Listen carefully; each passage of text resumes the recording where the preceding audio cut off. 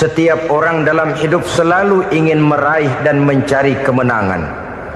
Kemenangan akan melahirkan kepuasan batin, dan kepuasan batin memberikan kebahagiaan. Sedangkan kekalahan melahirkan penderitaan batin, dan penderitaan batin menjerumuskan seseorang di dalam berbagai bentuk kerugian. Jikalau inilah seruan azan, maka masalahnya ialah apa yang menyebabkan kita meraih kemenangan. Al-Quranul Karim memberikan tuntunan dan ajaran kepada kita bahwa orang-orang yang memperoleh kemenangan itu tidak lain adalah orang-orang yang bertakwa. Hanyalah mereka yang bertakwa kepada Allah Subhanahu wa ta'ala pada akhirnya akan tampil sebagai pemenang. Lalu siapa orang yang bertakwa itu? Dijelaskan dalam awal-awal Al-Baqarah, orang yang bertakwa yang akan meraih kemenangan. Pertama, allazina yu'minuna bil ghaib, yaitu orang-orang yang beriman kepada yang gaib, percaya bahwa ada alam yang gaib, alam yang abstrak, alam yang tidak bisa dijangkau oleh salah satu daripada panca indera kita. Mereka percaya dan beriman kepada adanya malaikat, beriman kepada adanya iblis dan jin, beriman kepada adanya alam kubur, beriman kepada adanya alam mahsyar, beriman kepada adanya alam akhirat, beriman kepada adanya sorga dan neraka. Beriman bukan cuma sekedar beriman dalam ucapan bibir saja, tetapi beriman yang nilai iman itu mampu mewarnai gerak dan gaya hidupnya. Iman yang meresap sampai ke tulang sumsum, kemudian memberikan dampak positif di dalam kehidupan manusia. Alam, kita tahu, adalah sesuatu yang selain Allah, dan Allah bukanlah alam. Apapun namanya selain daripada Allah, itu adalah alam. Alam pada hakikatnya terbagi menjadi dua. Ada alam syahadah, alam nyata, alam konkret, alam yang bisa dijangkau oleh salah satu indera kita. Kemudian ada alam ghaib, alam yang tidak bisa dijangkau oleh panca indera kita, alam metafisika, alam abstrak, alam yang wajib kita imani keberadaannya. Kita percaya bahwa malaikat itu ada, kita percaya kepada jin, bahwa jin itu ada, kita percaya kepada adanya iblis dan setan. Bukan percaya kepada iblis dan setannya, percaya bahwa iblis dan setan itu ada. Itu termasuk salah satu daripada sifat orang yang bertakwa kepada Allah. Saudara-saudara kaum muslimin rahimakumullah, kecenderungan pembangunan yang lebih bersifat materialistis biasanya menggeser aspek kehidupan rohani. Orang berpikir empiri, dan dalam pola pikir yang demikian, maka alam gaib tidak lagi mendapat perhatian. Aspek kehidupan yang bersifat rohaniah malah mulai ditinggalkan. Akibatnya terjadilah kepincangan di dalam kehidupan kita. Pernah ada satu pengalaman pribadi dalam perjalanan kembali ke tanah air. Dalam pesawat di sebelah kanan saya duduklah seorang Jerman, namanya Heiner Simonsen. Iseng saya ajak kenalan, saya ajak ngobrol, saya tanya dia. Saya bilang, Mas Heiner ini, kalau pesawat yang kita tumpangi ini jatuh ke bawah, kira-kira apa yang bakal terjadi, Mas? Dia bilang, kita semua akan mati. Begitu? Iya. Oke. Apa itu mati? Tanya saya. Dia bilang, untuk tahu apa itu mati, kita harus tahu lebih dahulu apa itu hidup. Saya pikir nih bule bisa ngomong juga. Baiklah kata saya. Apa hidup menurut Anda itu?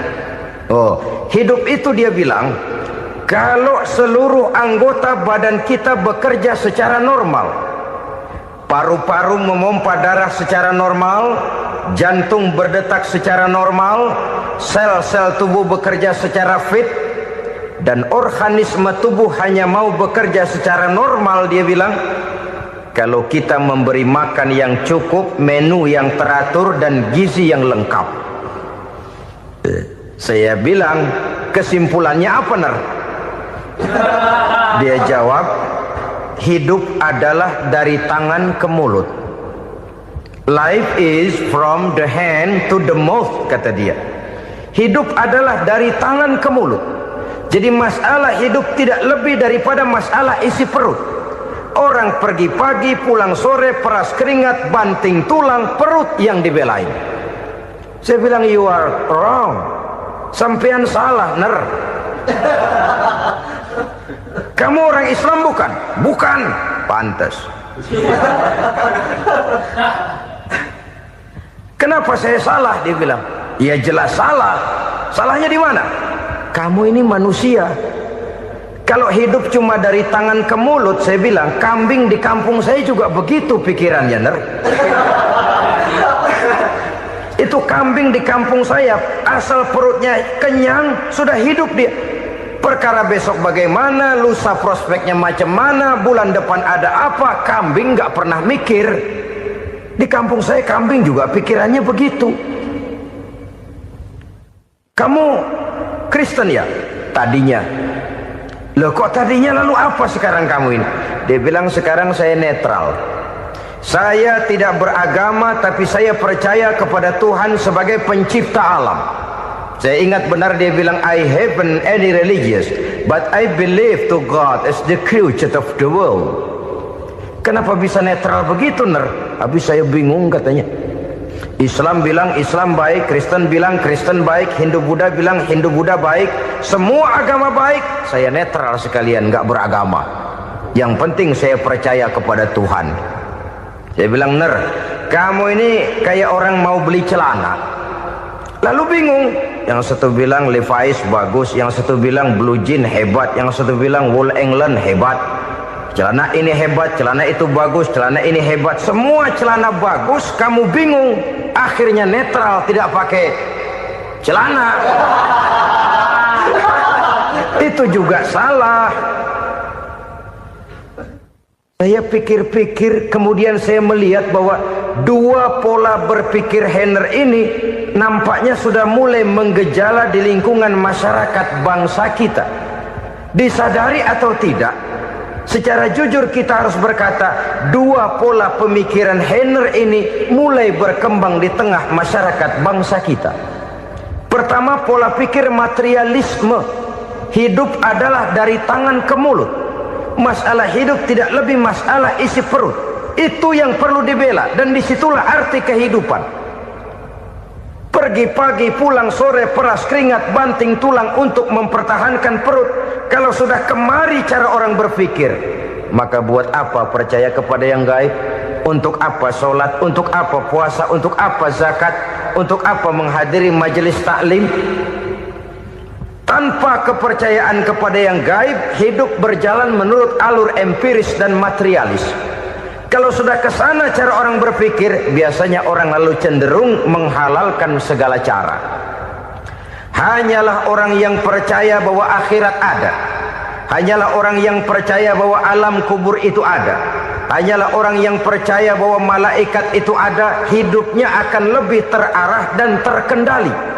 Karena kepercayaan kepada yang gaib, yang merupakan fase daripada kehidupan setelah hidup yang sekarang ini, mewarnai gerak pribadi seseorang di dalam dia melakukan kegiatan hidupnya. Pola berpikir materialisme, disadari atau tidak, mulai menggejala di lingkungan masyarakat bangsa kita. Hidup tidak lebih dari urusan tangan ke mulut, mulut ke tangan, tangan ke mulut.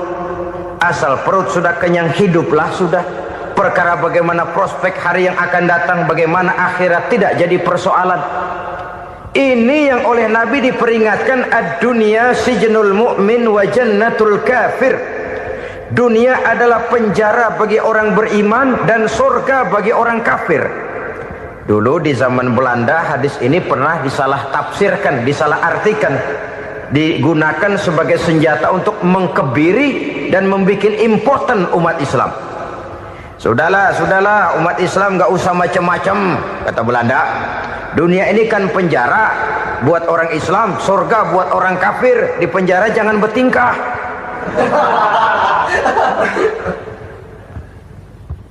Pengertiannya tidak begitu. Dunia adalah penjara bagi orang mukmin. Artinya dalam kehidupan dunia seorang mukmin tidak bebas memperturutkan hawa nafsunya. Di penjara hawa nafsunya itu. Sebaliknya surga bagi orang-orang kafir. Buat orang kafir surgalah dunia ini. Mereka bebas memperturutkan hawa nafsunya, dilarang tidak terlarang, dicegah pun tidak tercegah. Mereka hidup menurut alur bisikan nafsu mereka sendiri. Kemudian bila ajal datang, maut merenggut nyawa, selesailah surganya sampai di situ. Maka bagi orang-orang yang tidak percaya kepada adanya akhirat, kepada adanya alam gaib, surganya sebatas umurnya. Sekali lagi, surganya sebatas umurnya. Bila umur selesai, ajal pun datang merenggut nyawa, selesailah sudah surganya sampai di situ. Alangkah pendeknya perjalanan orang-orang yang tidak percaya kepada alam gaib ini. Bagi kita mukmin, jikalau kita mampu memenjarakan hawa nafsu, kita bisa bahagia di dunia ini. Dan Islam memang tidak menyuruh kita sengsara di dunia. Raih dunia, kejar dunia, gapai dunia sebagai alat untuk mencapai kebahagiaan di akhirat nanti. Hidup adalah satu perjalanan panjang yang terbentang sejak kita terlahir dari alam rahim sampai kepada alam akhirat nanti. Andai kata kita gagal meraih kebahagiaan di dunia, toh kita masih punya akhirat. Tapi jangan jadi dalil yang melemahkan semangat. Biarin dah kita di dunia kebelangsak, yang penting akhirat. Akhirnya dunia benar-benar kebelangsak. Bagaimana dunia ini bisa kita raih, dan bagaimana meraih dunia untuk menunjang kepentingan akhirat nanti.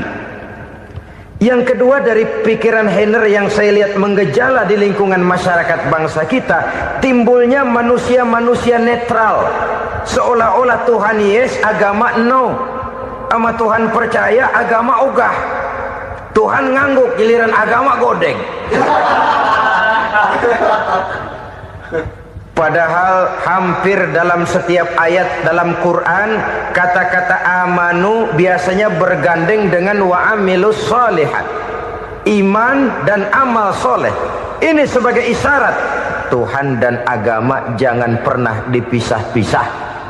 Apabila kita bertuhan, maka kita harus beragama.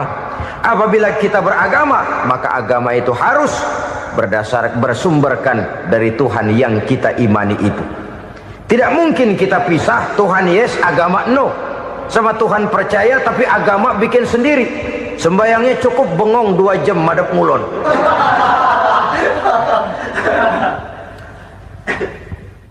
Saudara-saudara kaum muslimin rahimakumullah. Jadi dengan demikian, agama yang kita akui merupakan unsur mutlak di dalam pembangunan sekarang ini, merupakan bagian dari kehidupan yang menuntun kita bahwa di balik alam nyata ini, di balik alam syahadah ini ada alam gaib. Dan mudabbir, murabbi, yang mengatur, yang menguasai, yang memelihara baik dia alam nyata, baik dia alam gaib, tidak lain adalah Allah Subhanahu wa ta'ala. Di sana ada satu super power, satu maha kekuatan yang kita perlu bersandar kepadanya. Sebagai makhluk nyata yang hidup di alam nyata, berbuatlah secara nyata sebagaimana harusnya kita berbuat. Karena Islam jelas bukan agamanya orang pemalas. Islam jelas bukan agamanya orang yang mengajarkan setelah selesai sholat boleh duduk, nggelenggem ayam-ayam, ndelohom, menghitung bintang di langit sambil menunggu keajaiban. Tidak. Islam adalah agama yang mengajarkan apabila sholat sudah selesai kamu kerjakan, bertebaranlah di permukaan bumi, cari karunia Tuhanmu. Jangan hidup berpangku tangan menunggu keajaiban. Karena hidup bukan undian. Jangan berharap untung besar tanpa mau peras keringat. Tapi di sebalik itu toh kita juga harus yakin bahwa di sisi usaha nyata yang kita lakukan ada satu super power, satu maha kekuatan gaib yang menentukan berhasil dan tidaknya usaha kita. Kepercayaan kepada hal semacam inilah yang mendorong kita untuk mempunyai sandaran vertikal, agar jikalau usaha ini berhasil, kita tidak lupa diri dan lupa daratan. Jikalau usaha ini gagal, kita tidak putus asa dan buruk sangka, tidak cupik pandangan dan sempit hati, tapi mampu melihat persoalan dengan kacamata putih sambil husnuzon kepada Allah subhanahu wa ta'ala. Kita percaya malaikat itu ada. Ada yang namanya raqib dan atid, mengawasi gerak hidup kita sampai kepada gerak hati kita. Ini memberikan sugesti agar kita berhati-hati. Tidak sejengkal tanah pun kita bisa berlindung dari pengawasan raqib dan atid. Ada munkar nakir yang akan menyoal kita di alam kubur. Ada malaikat malik, penjaga neraka. Ada malaikat ridwan yang menjaga surga. Kita percaya kepada adanya jin, kita percaya kepada adanya setan, iblis. Percaya kepada adanya, bukan mempercayai si setan, si iblis lalu menjadikannya sebagai teman. Tidak. Percaya bahwa mereka itu ada dan merupakan makhluk Allah yang gaib, yang diciptakan Allah Azza wa Jalla. Kepercayaan kepada alam gaib memberikan motivasi terhadap gerak lahir manusia, sehingga dengan motivasi kepercayaan kepada yang gaib, gerak lahir jadi lebih terarah, jadi lebih terpelihara. Pernah seseorang bertanya, "Pak, apakah adanya akhirat bisa dibuktikan secara ilmiah?" Saya bilang tidak bisa, tidak bisa. Kenapa? Karena yang berangkat nggak pernah pulang kembali lagi. Kalau dia pulang kemari bisa kita tanya bagaimana enak di sono. Cuma secara moral saya katakan, lebih beruntung orang yang percaya kepada akhirat daripada yang tidak. Sekarang saudara percaya akhirat ada, lalu saudara baik-baik di dunia, sholat, puasa, zakat, menolong orang lain, menebarkan kebajikan. Saudara mati, andai kata akhirat tidak ada, toh dalam hidup saudara sudah berbuat baik. Paling tidak nama saudara akan dikenang sebagai orang baik. Sebaliknya, saudara percaya, kata saya, bahwa akhirat tidak ada, lalu hidup semau-maunya, tenggelam dalam maksiat dan munkarat, menentang Allah, tidak mau ruku dan sujud. Lalu saudara mati, kemudian akhirat ada. Ayo, mau apa? Bekal tidak punya. Jadi secara moral lebih beruntung orang yang percaya kepada adanya akhirat daripada yang tidak percaya. Dan itu alam gaib yang tidak bisa dibuktikan secara eksat. Jangankan untuk membuktikan seperti itu, dalam kehidupan sehari-hari saja yang kita rasakan tidak selalu berbentuk toh. Angin, bagaimana sih bentuknya angin? Kita tidak tahu. Merah, buktinya kalau dikerok merah. Yang merah itu kulit, yang kulit kita bukan anginnya.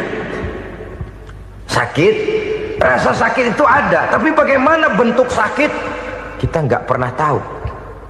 Kalau kita makan cabai pedas, bagaimana bentuk pedas itu tidak ada, tapi rasa ada.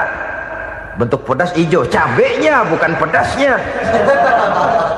Tidak semua yang kita rasakan bisa kita gambarkan dalam bentuk yang konkret. Oleh karena itu, sekali lagi bahwa kepercayaan kepada alam yang gaib mampu memberikan satu sugesti yang menata kehidupan seseorang lebih lurus, lebih terarah, dan lebih terkendali. 7 macam perkara yang merusak akidah dan keimanan, merusak amal perbuatan yang sudah kita kerjakan, merusak sendi-sendi kehidupan sosial, pendek kata, merusak segala hal di dalam kehidupan kita. jauhilah olehmu 7 macam perkara yang merusak. Yang pertama, asyirku billah, menyekutukan Allah subhanahu wa ta'ala. Agama dimulai dari keyakinan, maka kehancuran agama selalu dimulai dari kehancuran keyakinan, iman atau akidah yang dimiliki oleh seseorang. Dan untuk menghancurkan nilai-nilai iman yang kita miliki ini, orang rasanya tidak akan menghantam kita dengan peluru kendali. Orang tidak akan mengirimkan nuklir ke sini. Orang tidak juga akan mengirimkan satuan militernya ke sini. Untuk menghancurkan nilai-nilai iman, dibanjiri kita dengan paham-paham yang merusak dan mendangkalkan akidah. Baik ia bernama materialisme, baik ia bernama sekularisme, baik ia bernama banjirnya maksiat dan munkarat, baik ia bernama banjirnya peradaban dan kebudayaan yang menghancurkan moral daripada anak-anak kita, sedikit demi sedikit melenturkan dan melunturkan nilai-nilai keimanan kita, untuk kemudian pada waktunya nilai iman itu akan bertukar dan berganti menjadi nilai syirik kepada Allah subhanahu wa ta'ala.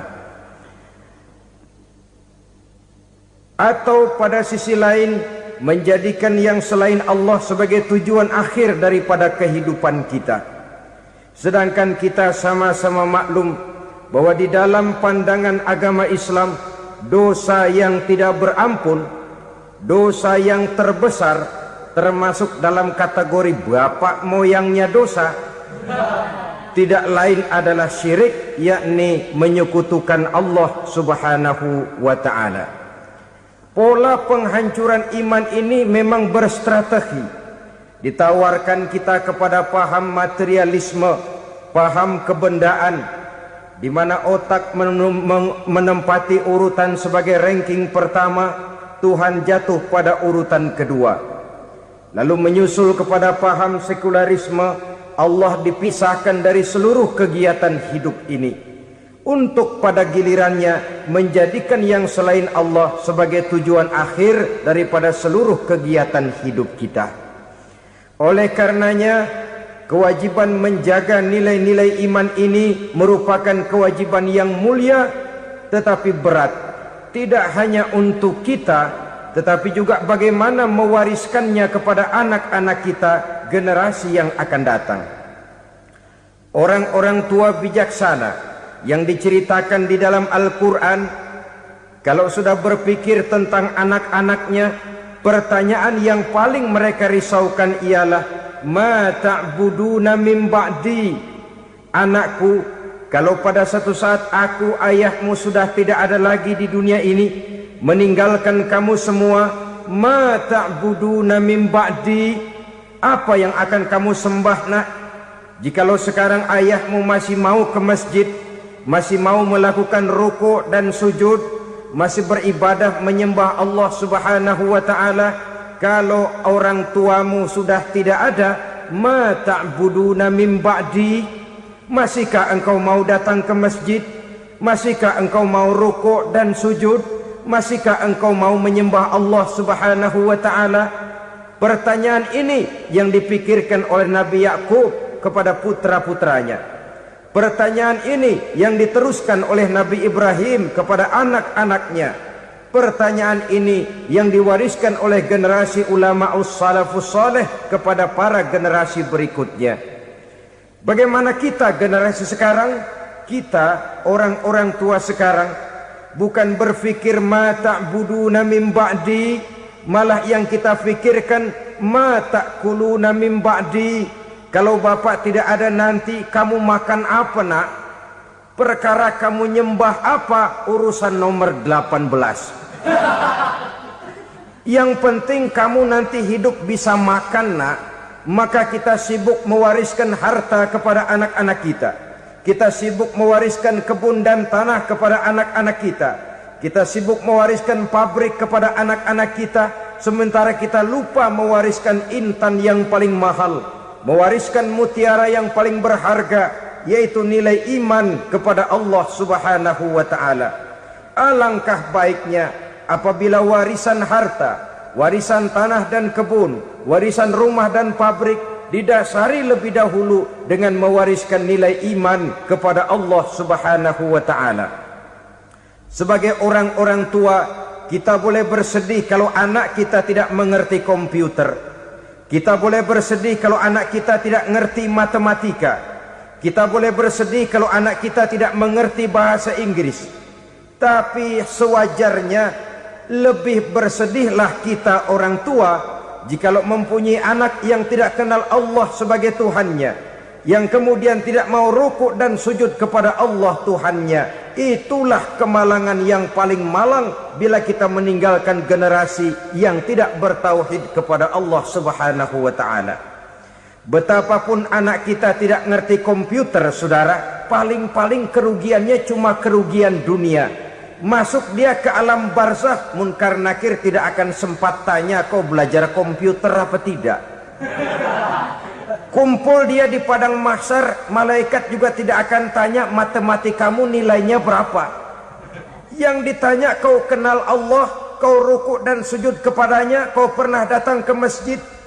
Oleh karena itu sekali lagi, menjaga nilai iman tidak hanya untuk kita, tetapi juga mewariskannya kepada anak-anak kita, generasi yang akan datang. Sungguh kemalangan yang paling besar apabila kita meninggalkan anak-anak kita. Mereka kita tinggalkan lemah ekonominya, itu tidak baik. Mereka kita tinggalkan lemah otaknya, itu pun akan membuat mereka tertinggal oleh yang lain. Tapi yang paling celaka, jikalau kita tinggalkan mereka dalam kondisi lemah imannya, rapuh akidahnya, tidak baik dan tidak betul keyakinan hidupnya. Oleh karena itu Nabi berpesan, jauhilah 7 perkara yang merusak. Yang pertama, syirik kepada Allah Subhanahu wa ta'ala. Menyekutukan Allah baik dalam ucapan, dalam keyakinan ataupun dalam perbuatan. Ini perkara pertama yang termasuk 7 perusak besar di dalam kehidupan. Kalau sudah jatuh kita ke lembah syirik, bagaimanapun banyak kebaikan yang kita kerjakan, berjiwa sosial, bertangan pemurah, gemar menolong orang lain, kalau memang dasarnya syirik, maka seluruh kebaikan kita akan hancur, tidak akan ada nilainya dalam pandangan Allah Subhanahu wa ta'ala. Dalam pandangan manusia, mungkin kita dicatat sebagai orang sosial, gemar menolong orang lain, tidak berpangku tangan melihat orang yang mendapat kesulitan.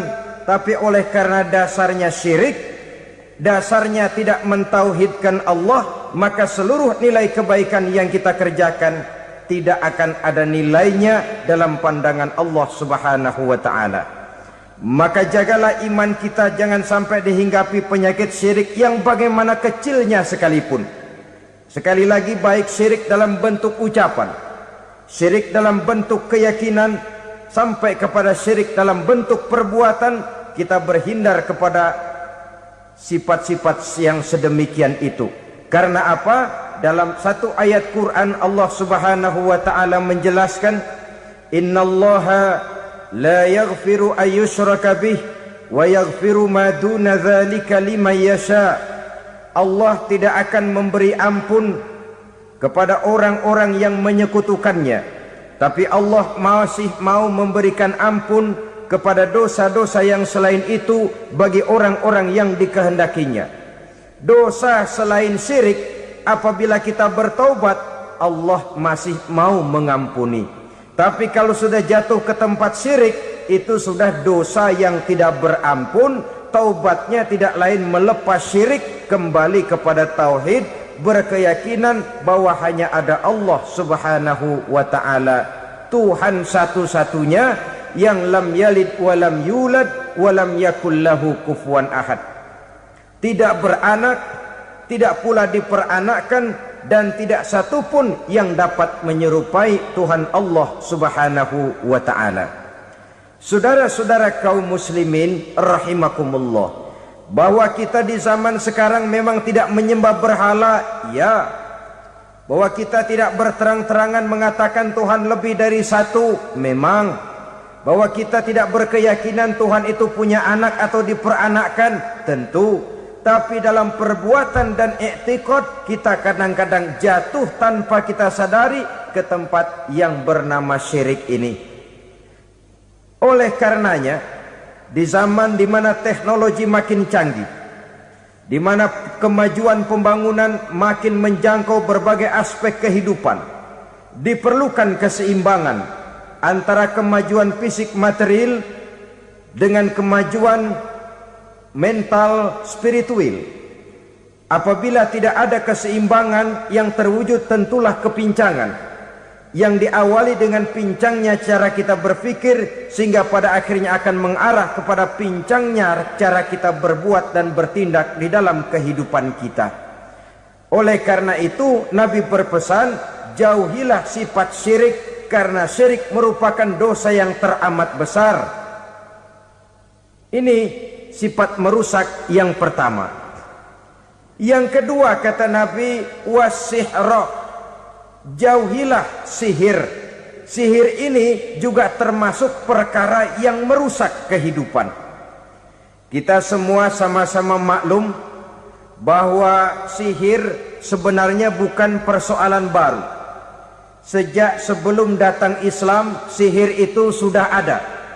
Di zaman Yunani kuno, sihir ada.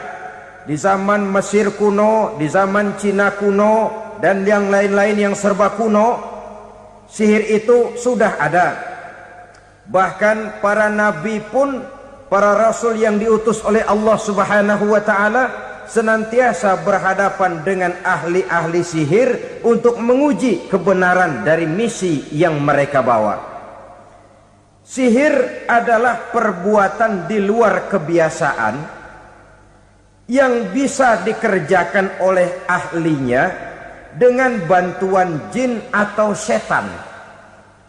Hukum mempelajari sihir adalah haram, mengamalkannya lebih haram lagi.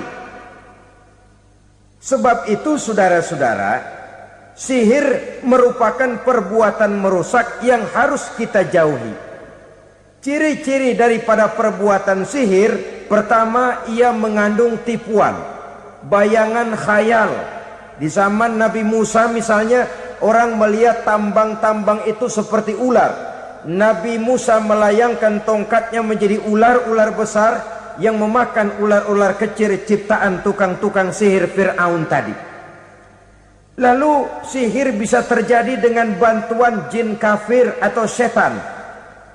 Kemudian ciri yang ketiga, sifatnya halus dan tersembunyi. Taruh kata ada seorang ahli sihir yang mempergunakan ayat-ayat Quran sebagai jompa-jampe, sebagai baca-bacaan, itu cuma sekedar kedok. Tujuannya tidak lain menjadikan agama sebagai ketok untuk membenarkan cara yang dimurkai oleh Allah Subhanahu wa taala. Satu hadis yang diriwayatkan oleh Imam Bazar dan Tabrani, Nabi berpesan, "Laisa minna man tatayyara lahu au takahhana au tukuhhina lahu au sahira lahu." Tidak termasuk ke dalam golonganku, kata Nabi. Tidak termasuk umatku. Siapa mereka? Man tatayyara lahu, orang yang bertatoyur. Apa tatoyur itu? Dari kalimat toyaro, artinya terbang. Toir biasa diartikan dengan burung. Tatoyaro percaya kepada suara-suara burung. Man tatoyaro lahu, mempercayai, meyakini dengan benar-benar kepada suara beburungan. Kan suka ada itu, nah bunyi burung tuh, maling liwat. Maling liwat. Burung bunyi, maling liwat. Itu termasuk tatoyaro lahu, percaya kepada suara burung. Kan aneh kalau suara orang nggak dipercaya, suara burung malah dipercaya. Ada ustadz ceramah, kiai ngaji, nggak mau didengerin, burung dengerin bener. Nah, suaranya dari sebelah mana? Belah kulon. Nah, itu tandanya ano.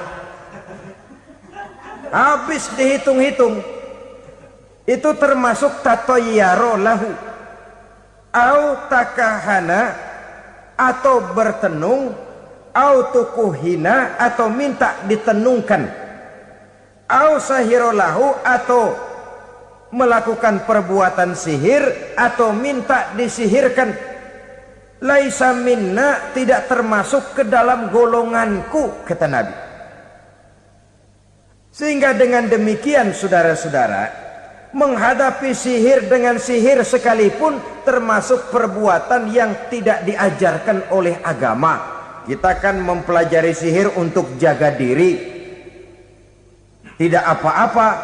Yang dilarang mengamalkannya, dilarang juga mempelajarinya. Sebab orang kalau sudah mengetahui, biasanya lalu terangsang untuk mencoba. Kalau percobaannya berhasil, biasanya terangsang untuk coba lagi dan coba lagi. Pada akhirnya ketagihan, lalu beralih menjadi profesi, apalagi itu nanti bisa mendatangkan hasil uang. Saudara-saudara kaum muslimin rahimakumullah, kita manusia makhluk nyata. Kita hidup di alam nyata, terikat oleh sunnatullah, causality. Oleh karenanya, bagi kita keyakinan yang penuh, keikhlasan di dalam bertuhankan Allah, penyerahan diri sepenuhnya hanya kepadanya, itu sudah merupakan obat penangkal yang sangat ampuh agar kita tidak terkena penyakit-penyakit yang dibuat oleh setan dan para pembantunya. Sehingga beberapa ayat Quran mengajarkan, misalnya a'udzu bikalimatillahi tammati min syarri ma khalaq, atau bismillazi la yadurru ma'asmihi syai'un fil ardi wala fis sama, dengan menyebut nama Allah yang tidak bisa mendatangkan bahaya sedikit pun, dari baik yang datang dari langit maupun yang datang dari bumi. Jiwa yang kosong dari keyakinan yang penuh kepada Allah, jiwa yang penuh was-was dan ragu-ragu, itu yang mudah terserang oleh penyakit-penyakit yang dikerjakan oleh para tukang-tukang sihir, yaitu oleh setan dan seluruh para pembantunya. Kemudian hadis kedua yang diriwayatkan oleh Imam Ibnu Hibban, Nabi bersabda, la yadkhulul jannata mudminu khamrin wala mu'minu bisihrin wala qati'u rahmin. Tidak masuk surga. Ini Nabi yang bilang, tidak masuk surga. Siapa itu? Pertama, mudminu khamrin, orang yang berkekalan dalam mabuk. Selalu mudminun itu sudah menjadi perbuatan rutinnya, tidak kapok-kapoknya, teler seumur hidup. Mudminu khamrin, tidak masuk surga orang yang selalu bermabuk-mabukan. Yang kedua, wala mu'minu bisihrin, orang mukmin tapi main sihir. Ini juga oleh Nabi diperingatkan, tidak akan masuk surga orang mukmin tapi suka main sihir. Wala qati'u rahmin, dan tidak juga orang yang memutuskan silaturahmi. Tiga macam manusia yang diperingatkan Nabi tidak akan masuk surga: orang yang selalu mabuk, orang mukmin yang main sihir, dan orang yang memutuskan silaturahmi. Saudara-saudara kaum muslimin rahimakumullah. Lalu orang berkata, kenapa dilarang kita bersihir? Padahal Rasul sendiri kan punya mukjizat. Nah, kita memang harus membedakan antara mukjizat dengan sihir. Dalam kehidupan agama kita kenal ada yang namanya mukjizat, ada yang namanya karomah atau keramat biasa diucapkan, ada yang namanya maunah, ada yang namanya irhas, ada juga yang namanya sihir. Kesemuanya ini berbeda, saudara-saudara. Yang dinamakan mukjizat itu khusus untuk para rasul saja. satu kejadian luar biasa yang terjadi dilakukan oleh Rasul atas izin dari Allah Subhanahu wa ta'ala. Perbedaannya dengan sihir jelas. Sihir dari setan, mukjizat dari Allah. Sihir bisa dipelajari, mukjizat tidak. Sihir umumnya untuk maksud-maksud yang tidak baik, sedangkan mukjizat untuk memperkuat kebenaran yang disampaikan oleh para rasul dan ditentang oleh umatnya. Bahkan kafir Quraisy dahulu menganggap orang-orang ahli sihir itu berada dalam satu posisi yang hina, sehingga mereka mengatakan dan menuduh Nabi Muhammad sebagai tukang sihir. Tuduhan sebagai tukang sihir adalah tuduhan yang sangat aib dan hina. Di tengah masyarakat kufar jahiliyah, kedudukan tukang sihir dipandang sebagai kedudukan yang hina, sehingga mereka mengejek Nabi dengan sebutan tukang sihir. Jadi mukjizat hanya untuk Rasul saja. Kemudian karomah. Karomah ini asal kata dari karoma, kehormatan, kemuliaan yang diberikan Allah kepada hamba-hambanya yang rajin mendekatkan diri kepadanya. Oleh karena ketekunannya melaksanakan ibadah, Allah memberikan keistimewaan kepada orang itu, yang dengan keistimewaannya dia bisa mengerjakan yang tidak bisa dikerjakan oleh orang lain. Karomah hanya bisa dicapai dengan prestasi ibadah. Kalau sihir, mau ibadah apa enggak, asal dia belajar, bersatu dan berteman dengan setan, memenuhi persyaratan-persyaratan setan, biasanya lalu bisa. Sedangkan karomah tidak mungkin terwujud tanpa orang mendekatkan diri sedekat-dekatnya kepada Allah Subhanahu wa ta'ala. Maka kita lihat biasanya orang-orang yang punya ilmu sihir, mukanya rata-rata nggak enak dilihat. Kumuh, jauh dari air wudhu, jauh dari sujud kepada Allah, malah berteman dengan setan, menjadi pelayan-pelayannya setan. Saudara-saudara, adapun maunah, keistimewaan yang diberikan Allah kepada hamba-hambanya yang belum sampai kepada tingkat wali, tapi orang itu lebih banyak kebaikannya daripada kesalahannya. Umpamanya, saudara jalan bertiga di pinggir jalan, saudara ada pada posisi di tengah, lalu bertiga ini ketabrak mobil. Menurut perhitungan saudara mati lebih dahulu. Tapi terjadi hal yang aneh, dua teman saudara mati, saudara malah cuma luka dan lecet sedikit saja. Apa itu? Kalau kita lebih banyak kebaikannya daripada kesalahannya, itu yang dinamakan maunah, pertolongan yang diberikan Allah kepada hamba-hambanya yang lebih banyak kebaikannya daripada kesalahannya. Sedangkan yang dinamakan irhas, kejadian luar biasa pada diri seseorang pada waktu dia masih kecil, yang menunjukkan tanda-tanda keistimewaannya. Itu umumnya pada para nabi pada usia kecilnya sudah ada irhas, tanda-tanda istimewa. Jelas baik mukjizat, karomah, maunah maupun irhas berbeda dengan sihir. Sihir ini jelas saja merupakan bantuan dan persekutuan antara manusia dengan setan. Padahal setan, kata Allah dalam Al-Quran, innahu lakum aduwwum mubin, sesungguhnya setan bagi kamu adalah musuh yang sangat jelas.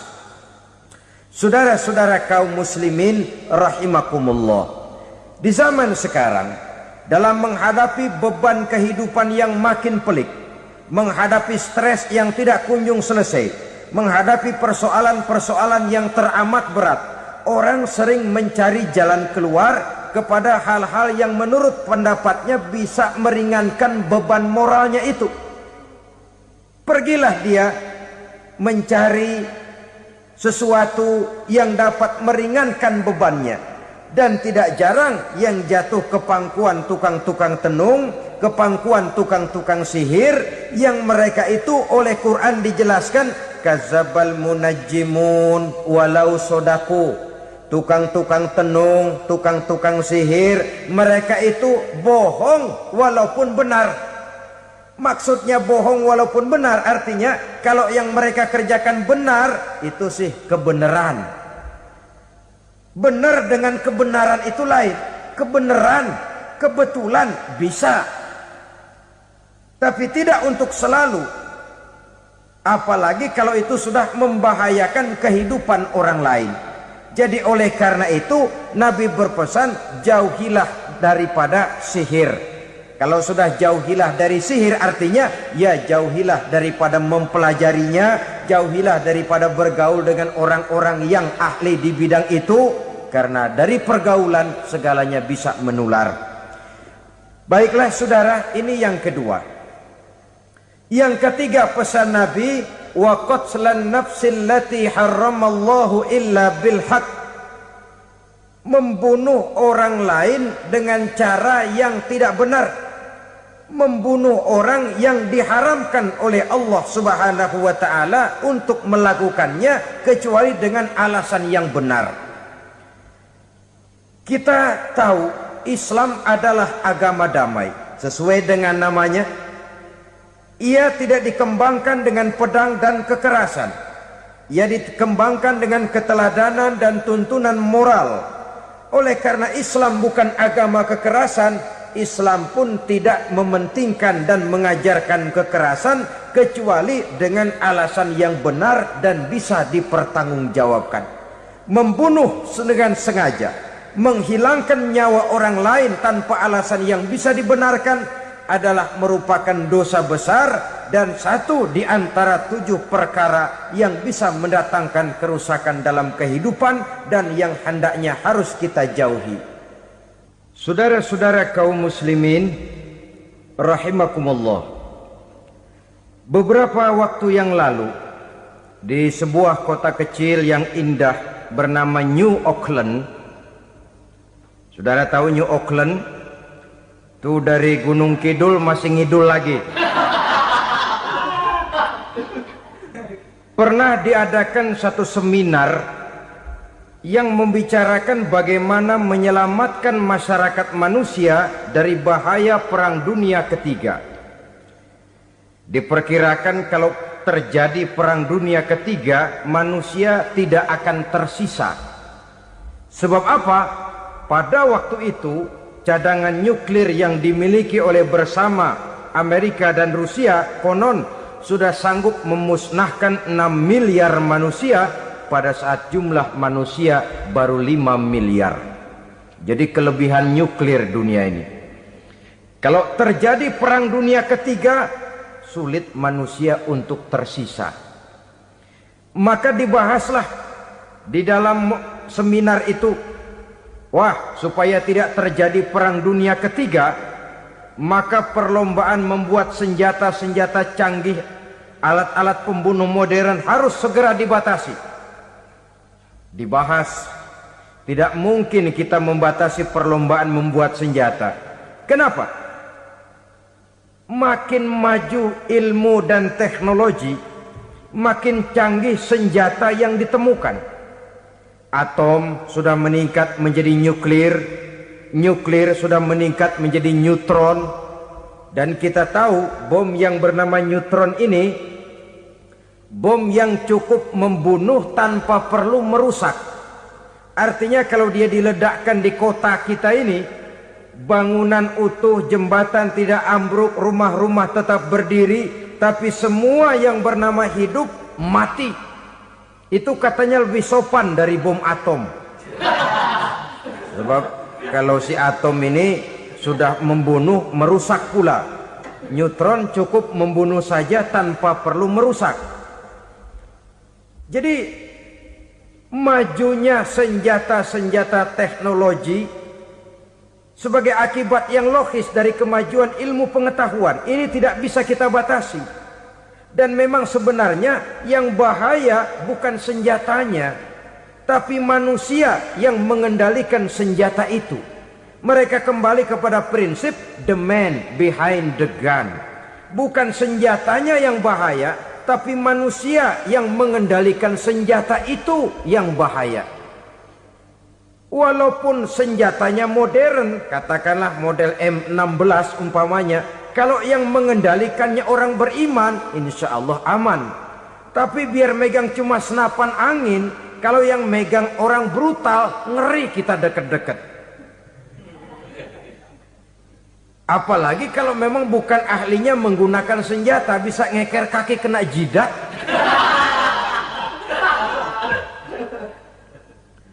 Mereka kembali kepada prinsip lama yang tetap baru.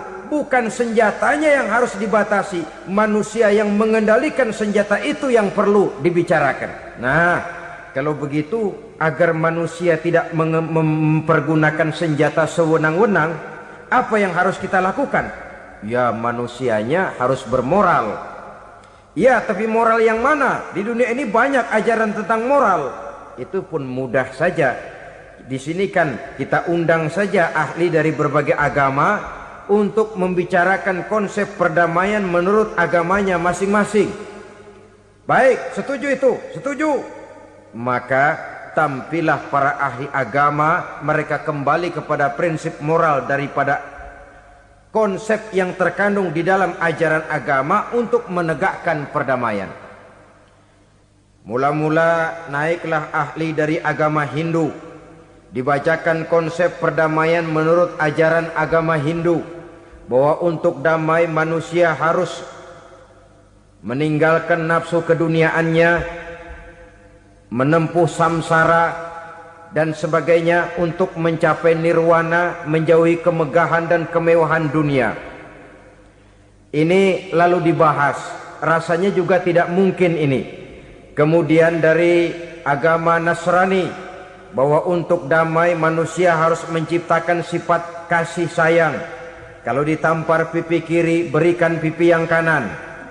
Kalau diberikan selendang, berikan baju. Nanti orang kasihan, lalu dia tidak akan nampar lagi. Ketika ini dibahas, ternyata rasanya pun tidak mungkin bisa diterima.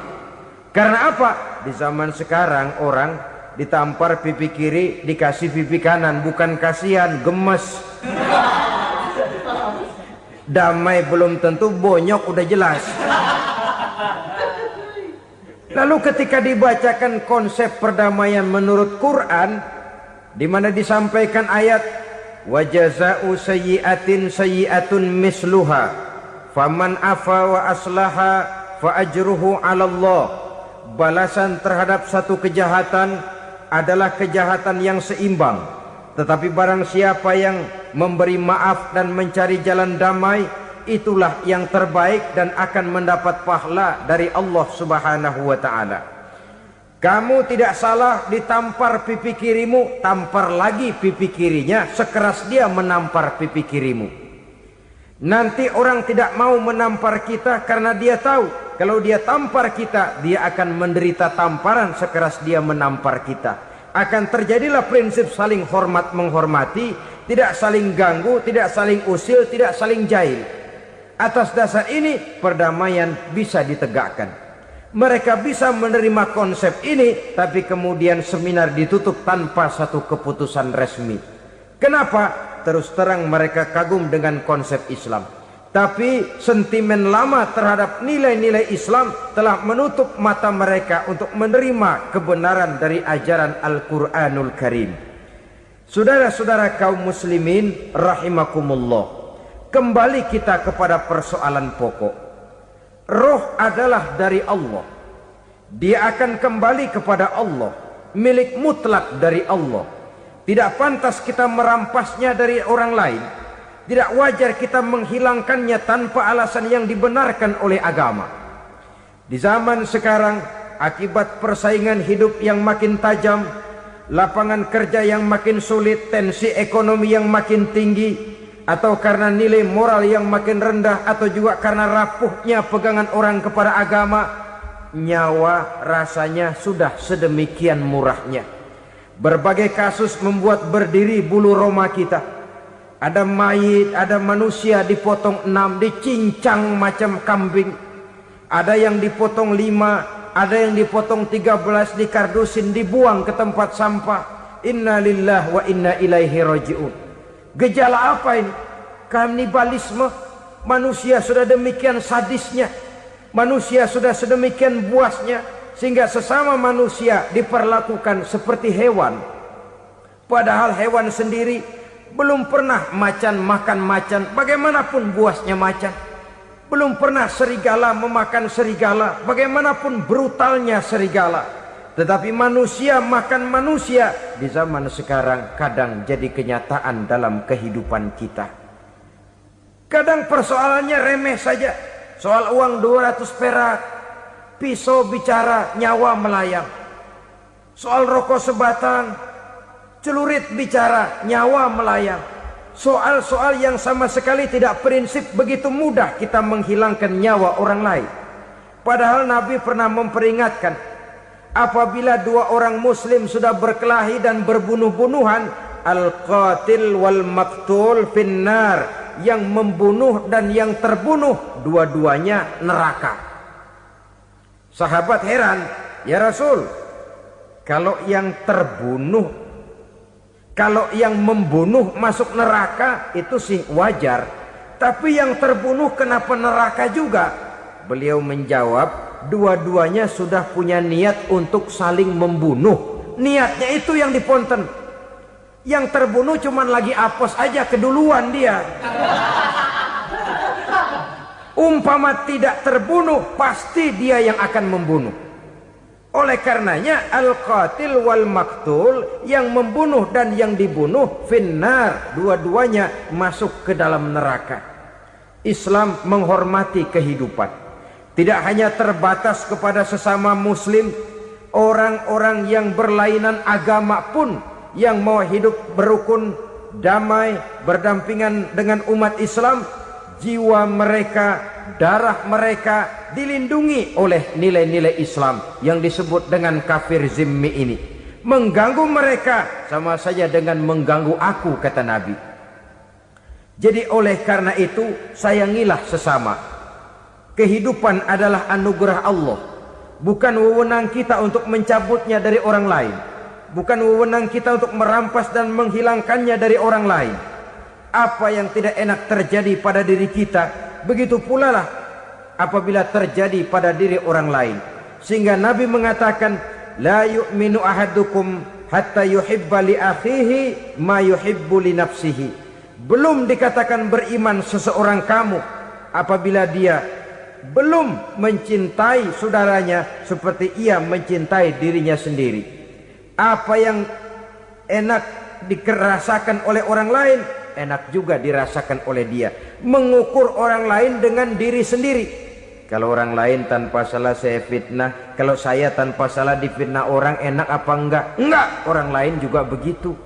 Kalau orang lain tanpa salah saya tempeleng kepalanya, enak apa tidak? Tidak. Orang lain juga begitu. Yang tidak enak terjadi pada diri kita, tentu tidak enak juga kalau terjadi pada orang lain. Mengukur orang lain dengan diri sendiri, sehingga tidak timbul sifat egois, tidak menari di atas bangkai orang lain, tidak mendirikan kebahagiaan di atas untayan air mata orang lain. Sehingga dengan demikian saudara-saudara, dia bisa menghormati kehidupan, menghormati orang lain sebagaimana dia ingin dihormati. Inilah perbuatan ketiga yang merusak, membunuh orang lain dengan yang diharamkan Allah tanpa alasan yang benar. Yang ketiga. Kemudian yang keempat, perbuatan merusak wa aklar riba, makan riba. Hidup adalah tolong menolong. Bahasa kerennya take and give katanya. Saling memberi dan saling menerima. Nabi mengajarkan, man kuraba kurbatan min kurabid dunya karaballahu lahu kurbatan min kurabi yaumal qiyamah wallahu fi aunil abdi madamal abdu fi auni akhihi. Siapa yang meringankan beban dari beban-beban yang dirita seseorang di dalam kehidupan dunia, Allah akan meringankan bebannya daripada beban-beban yang harus dipikulnya di hari kiamat nanti. Wallahu fi aunil abdi madamal abdu fi auni akhihi. Allah senantiasa akan menolong seorang hamba selama hamba itu masih mau menolong saudaranya. Allah selalu akan menolong seorang hamba selama hamba itu masih mau menolong saudaranya. Apabila kita sudah berpangku tangan terhadap kesulitan orang lain, biasanya pun pada saat kita mendapat kesulitan, kita akan sulit juga memperoleh pertolongan. Nah, riba alias renten, kedoknya adalah menolong orang, tapi sama juga bulu buntutnya dilepas, palanya dicekek. Menolong orang pada akhirnya menjadi beban bagi seseorang, dan memang mencari orang-orang yang berada dalam posisi kesulitan, biasanya di daerah-daerah di mana musim paceklik, jadi lapangan kerja sulit, sedangkan urusan perut tidak bisa ditunda. Akhirnya orang terjebak ke dalam rentenir, ke dalam riba, ke dalam renten.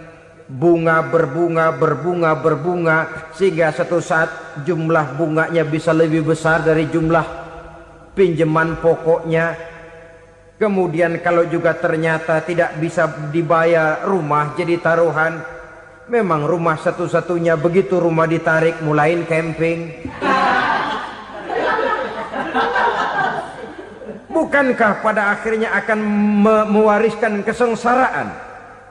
Oleh karena itu, kepada kita berusahalah jangan berhubungan dengan rentenir, jangan makan renten dan riba. Kepada mereka yang melaksanakan riba, walaupun mendatangkan keuntungan materi, tapi percayalah, harta yang didapat dengan jalan riba tidak akan membawa keberkahan.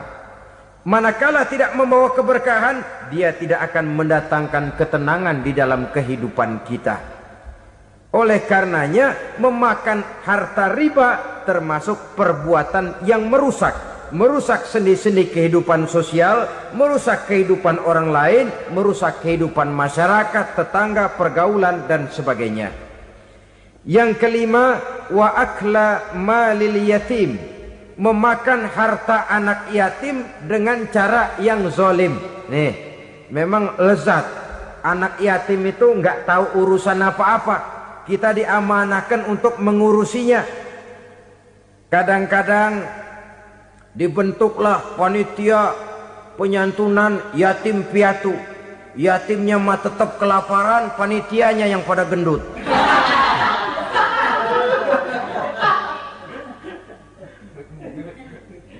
Padahal memakan harta anak yatim termasuk perbuatan dosa besar. Dan menjantuni yatim merupakan perbuatan mulia. Nabi mengatakan, ana wa kafilul yatim kahataini yaumal qiyamah.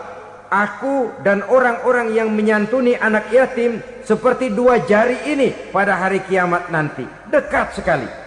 Jikalau ingin di hari akhir nanti dekat dengan Rasul, bersahabatlah dengan anak-anak yatim.